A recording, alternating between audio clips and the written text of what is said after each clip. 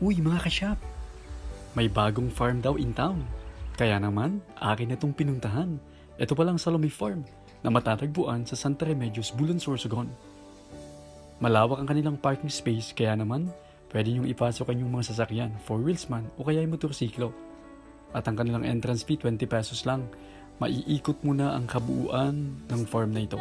Makikita mo at masisilayan ang kagandahan o kariktang taglay ng sinabing farm na ito. Tara, pasukin natin, samahan niyo ako. Bubungad sa inyo ang mga decorative displays and other na palamuti o disenyo na makikita niyo sa farm na ito. At isa sa umagaw ng aking attention, itong salitang to. At ugdiri nga ni mag-inarte kay farm nga ni. Tama nga naman. So sa mga maaarte siguro hindi ito pwede o kaya doon naman sa mga gusto lang mag-unwind, gusto ng katahimikan, gusto lang naman ng kaaliwalasan ng pakiramdam. Pwedeng pwede ka na dito.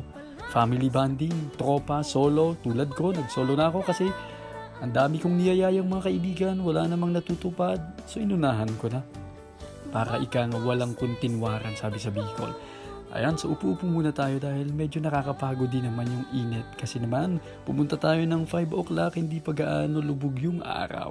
Pero maganda din naman at nakita natin habang maliwanag pa yung kabuuan ng campsite na ito o yung farm na ito. Tara, mag-upo-upo muna tayo. At syempre, ito yung mga tent na available nila. Bawat tent may nakalagay na presyo at may mga tables na nakalagay din kung saan at gusto mong rentahan yung mga pwesto na yon. Pipili ka na lang, multiple choice ika nga. Basta may budget ka, walang problema. Ito pwede dito sa mga overnight kasi yung disenyo ng kanilang mga tent yung pwedeng tulugan sa loob. O pwede din naman mag-stay kung ayaw mo ng pangmatagalan, short stay lang. Tulad ko, bumisita lang ako ng biglaan kasi ika nga sabi nila pag mga biglaang lakad, natutuloy nga naman, tama nga naman. Napakalawak ng kanilang lugar actually. Ayan, nag-ikot-ikot din ako. At sa aking pag-iikot-ikot, ito yung aking mga nasilayan at nakita. At baka gusto bumili ng pato, mayroon sila ha. Ayan. So for sale daw yan. Nakalagay doon. At syempre ito pa. Syempre habang nag-iikot-ikot ako, hindi mawawala yung pagkain. Nagutom tayo kaya nag-order tayo. Actually, very affordable lang naman yung mga menu nila. Masarap din yung lasa ng pagkain. At syempre, talaga namang mabubusog ka. Oo, di ba?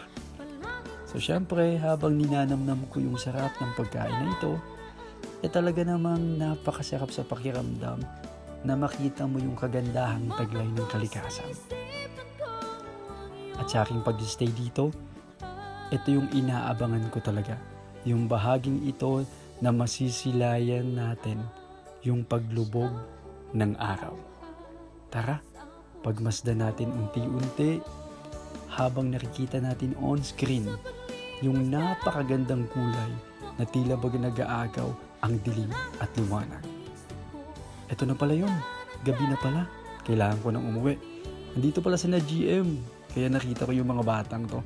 So paano hanggang sa susunod nating vlog. Maraming salamat. Kaya ano pong inaantay nyo? Sugod na. Punta na. Taka na.